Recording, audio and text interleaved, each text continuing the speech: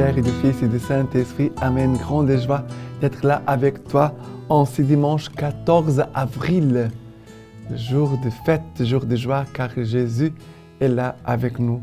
Et toute l'Église, toute la famille se rassemble pour célébrer notre Seigneur, l'amour de notre cœur. Et la première lecture d'aujourd'hui, c'est Actes des Apôtres, chapitre 3, à partir du verset 13. Le Dieu d'Abraham, d'Isaac et de Jacob, le Dieu de nos pères, a glorifié son serviteur Jésus, que vous avez livré et que vous avez régné devant Pilate, alors qu'il était décidé à le relâcher. Mais vous avez chargé les saints et les justes. Vous avez réclamé la grâce d'un assassin, tandis que vous fassiez mourir le prince de la vie. Dieu l'a ressuscité des morts. Nous en sommes témoins. Après, cependant, frères, je sais que c'est par ignorance que vous avez agi. Ainsi d'ailleurs que vos chefs. Dieu, lui, a ainsi accompli ce qu'il avait annoncé d'avance par la bouche de tous les prophètes, que son Christ souffrirait. Repentez-vous donc et convertissez-vous afin que vos péchés soient effacés. Il n'a pas un cœur qui a la paix s'il garde les péchés dans son cœur. Ici, Jésus dit, repentez-vous donc et convertissez-vous afin que vos péchés soient effacés. Ici, c'est la grâce de la paix du cœur.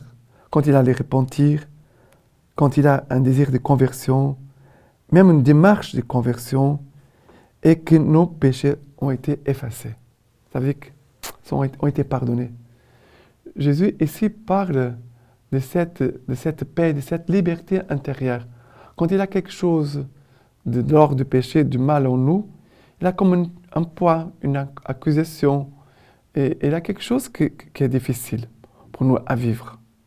Et Jésus veut vraiment nous dire, enlever de nous toute, on pourrait même dire, culpabilité. Parce que quand Jésus, ici, c'est les actes des apôtres. Alors, les apôtres, quand ils disent, mais vous avez chargé les saints et les justes, vous avez réclamé la grâce d'un assassin, tandis que vous fassiez mourir les princes de la vie. Dieu l'a ressuscité des morts, nous en sommes témoins. Mais on pourrait dire qu'il est en train d'accuser. Non. Les apôtres ne veulent pas accuser. Ils veulent dire la vérité pour que les gens puissent se rendre compte de ce qu'ils ont fait. Et en même temps, les apôtres ne veulent pas qu'ils gardent un poids d'accusation ni de culpabilité. « Oh, nous avons fait cela, mon Dieu. » Et après, il va dire, mais Dieu l'a ressuscité. Jésus est venu accomplir ce qui avait été annoncé par les prophètes. Jésus a accompli la parole. Jésus a accompli par sa mort, par sa passion, par sa résurrection. Christ a accompli la parole. Mais on pourrait se poser aussi la question. Jésus veut nous donner la paix, la liberté, enlever toute culpabilité, toute accusation. Mais en même temps, est-ce que nous voulons accomplir la parole de Dieu?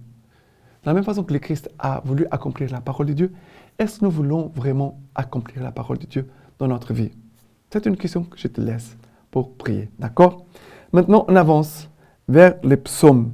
Le psaume 4, à partir du verset 2. Quand je crierai pour moi, Dieu ma justice, dans l'angoisse tu m'as mis au large. Pitié pour moi, écoute ma prière.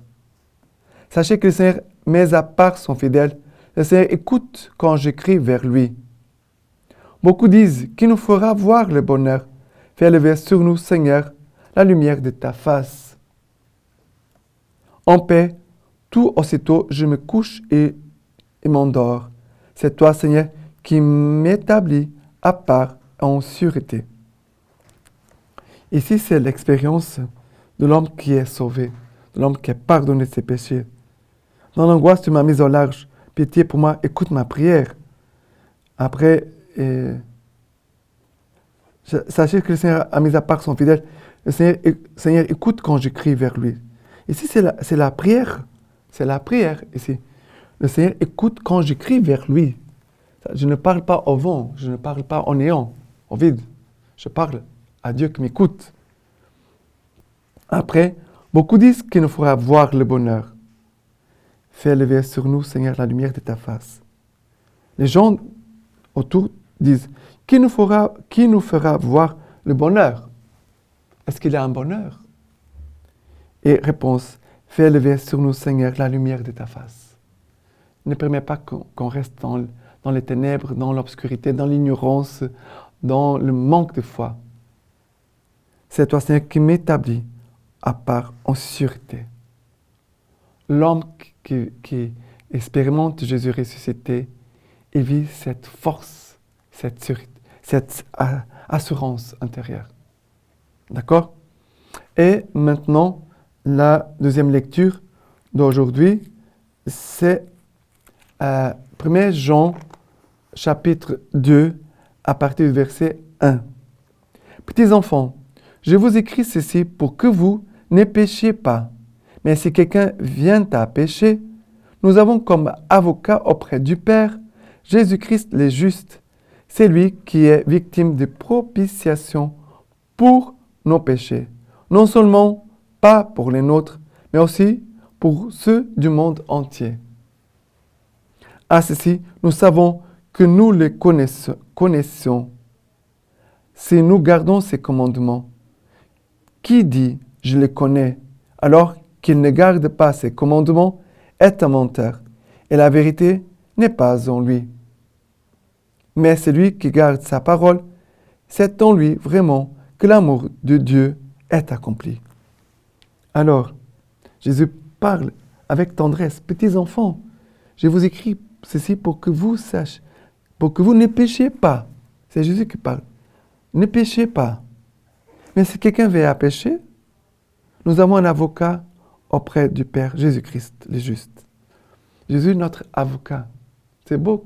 Jésus, ici c'est Jean qui parle avec tendresse envers ses disciples. Mais il nous parle de Jésus comme notre défenseur, notre avocat. Lui qui s'est offert comme victime pour nos péchés. Et pour les péchés du monde entier. Car le salut de Dieu, c'est pour tous les hommes de la terre entière. Et après, Jean va dire, il nous parle de connaître Dieu, car quelqu'un qui connaît Dieu garde ses commandements, garde ses paroles. Et à la fin, il va dire, mais celui qui garde sa parole, c'est en lui vraiment que l'amour de Dieu est accompli. Garder la parole, vivre la parole, mettre en pratique la parole, cela donne un poids dans notre vie, car en nous, l'amour de Dieu est accompli. Car en nous, l'amour de Dieu est accompli. On pourrait prier avec cette phrase. Que l'amour de Dieu soit accompli en moi. Que je garde ta parole. Seigneur, que je garde ta parole pour que l'amour de Dieu en moi soit accompli. D'accord? Et l'évangile d'aujourd'hui, c'est Luc chapitre 24, à partir du verset 35. Et eux de raconter ce qui s'était passé en chemin et comment ils avaient reconnu à la fraction du pain. Tandis qu'il disait cela, lui se tient au milieu d'eux et leur dit « Paix à vous !» Saisi de frayeur et de crainte, ils pensaient voir un esprit, mais il leur dit « Pourquoi tous ces troubles? Et pourquoi des doutes montent-ils en votre cœur? Voyez mes mains et mes pieds, c'est bien moi. Palpez-moi et rendez-vous compte qu'un esprit n'a ni chair ni eau, comme vous voyez que j'en ai. » Ayant dit cela, il leur montra ses mains et ses pieds. Et comme dans leur joie, ils ne croyaient pas encore, ils demeuraient saisis d'étonnement. Il leur dit, « Avez-vous ici quelque chose à manger ?» Ils lui présentèrent un morceau de poisson grillé. Il le prit et le mangea devant eux. Puis il leur dit, « Telles sont bien les paroles que je vous ai dites quand j'ai été encore avec vous. Il faut qu'il s'accomplisse tout ce qui est écrit de moi dans la loi de Moïse, les prophètes et les psaumes.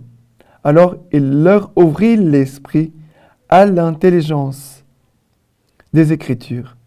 Et il leur dit, ainsi est-il écrit que le Christ souffrirait et ressusciterait d'entre les morts le troisième jour, et qu'en son nom, le repentir en vue de la rémission des péchés serait proclamé à toutes les nations, à commencer par Jérusalem.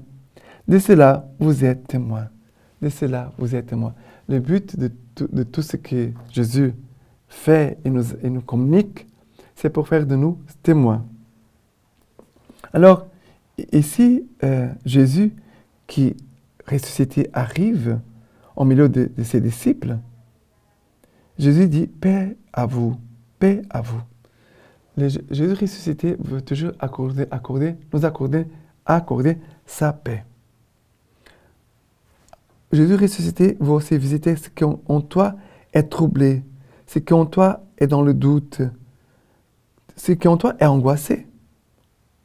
Et Jésus veut qu'il puisse faire une expérience de le voir et de le toucher. Mais cela dans la foi. Les expériences avec Jésus vivant, elles sont réelles. Parce que cela laisse toujours, quand nous rencontrons Jésus vivant, Jésus laisse toujours sa signature dans notre âme, dans notre cœur. Et cela, personne ne peut effacer. Personne. D'accord? Mais ici, il y a quelque chose de tellement important. Alors Jésus leur ouvrit l'esprit à l'intelligence des Écritures, pour qu'ils puissent vraiment comprendre les Écritures et puissent voir comment Jésus a tout accompli par rapport à ce qui était écrit à son sujet. Jésus est venu accomplir. Et ici, il nous est dit, et qu'en son nom, le repentir en vue de la rémission des péchés soit proclamé à toutes les nations, à commencer par Jérusalem. Alors, Jésus ouvre l'esprit de ses apôtres, de ses disciples, pour comprendre les Écritures, à l'intelligence. Les Écritures, il y a une intelligence des Écritures. Et notre intelligence à nous, mais notre intelligence à nous, elle est faible, parce qu'elle est marquée par le péché. Pour plonger dans la parole de Dieu, dans la compréhension des Écritures, dans l'intelligence des Écritures, il faut l'action de l'Esprit Saint en nous. Que l'Esprit Saint et que Jésus ressuscité touchent tes pensées pour que tu puisses comprendre et faire l'expérience que comment Jésus est vivant dans sa parole, comment Jésus vivant nous rejoint par sa parole, comment Jésus vivant intervient dans notre vie. D'accord? Que voilà l'action du Jésus et tout ce qu'il veut faire aussi en nous. La lecture patristique d'aujourd'hui, de ce dimanche, Saint Justin. Personne ne doit prendre part à l'Eucharistie, sinon celui qui croit à la vérité de notre doctrine, qui a été baptisé pour obtenir le pardon des péchés et la nouvelle naissance, qui vit selon l'enseignement que le Christ nous a transmis.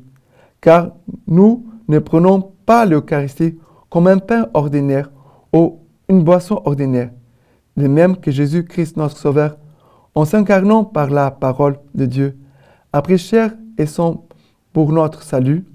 Ainsi, l'aliment devenu Eucharistie par la prière contenant sa parole et qui nourrit notre sang et notre chair, en le transformant, cet aliment est la chair et le sang de Jésus qui s'est incarné. Voilà ce qui nous est enseigné. Maintenant, je vous laisse la bénédiction par les mains toutes pures de la Vierge Marie. Que Dieu Tout-Puissant vous bénisse et vous garde, le Père, le Fils et le Saint-Esprit. Amen.